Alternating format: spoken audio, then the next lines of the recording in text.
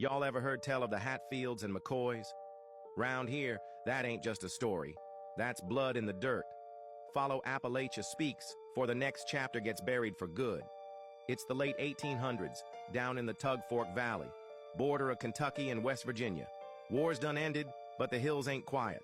Some folks wore Union blue, some wore rebel gray, and the hate didn't stop when the guns did. Devil Anse Hatfield, Confederate veteran, timberman, feared and respected.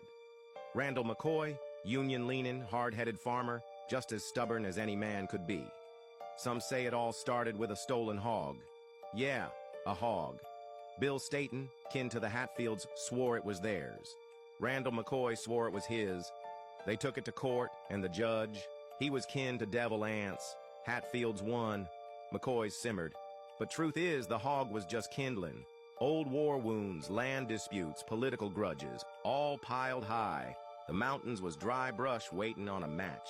By the time the first blood spilled, there weren't no turning back. Families swore vengeance. The feud was born. So tell me, was this just mountain justice or plain corruption? If a judge ruled against your kin, would you let it go? And if all it took was one wrong verdict to set off a war, would your family still be standing? Drop your thoughts, share this story, and follow for part 2, where the first shots ring out. You ever wonder why the name McCoy shows up in the most famous feud in American history? Because long before the Hatfields, long before Appalachia, the McCoys carried a name that literally meant son of fire. And fire always fuels a fight. Before Scotland or Ireland even existed as nations, there was AODH, a name tied to the sun, the flame, the spirit of warriors. His descendants were called Mac Oda, which became McCoy, McKay, McGee, and McHugh, a name built on fire, passed down like a spark. If y'all's enjoying this content, a follow or share would be an honor.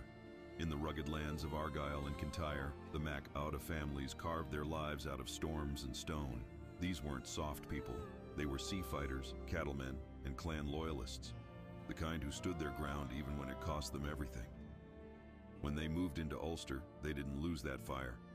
They mixed with Irish clans, married into them, fought beside them, until the name McCoy was just as much Irish as Scottish. Two nations, one flame. And when the McCoys came to America, that fire came with them. Hard mountains, hard times, hard justice. So when a feud broke out in the 1800s, it wasn't just about land or hogs.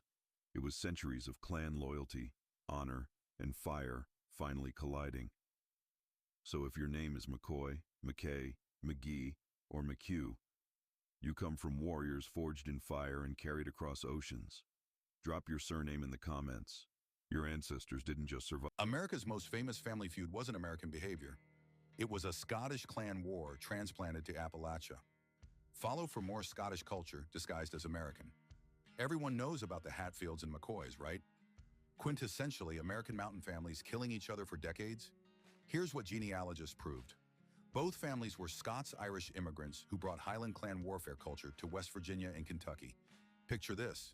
Your ancestors feuded in Scottish glens for centuries, moved to American mountains, and immediately started the exact same blood feuds with new neighbors. But here's the twist. The Hatfield-McCoy feud wasn't unique American violence, but textbook Scottish clan behavior, including concepts of blood debt, family honor, and generational revenge. Imagine traveling 4,000 miles and never changing how you handle conflict. The feud lasted from 1863 to 1891, using pure Highland clan warfare rules. Americans thought it was frontier lawlessness, but it was actually Scottish tribal culture perfectly preserved. So tell me, is the feud American history or Scottish culture?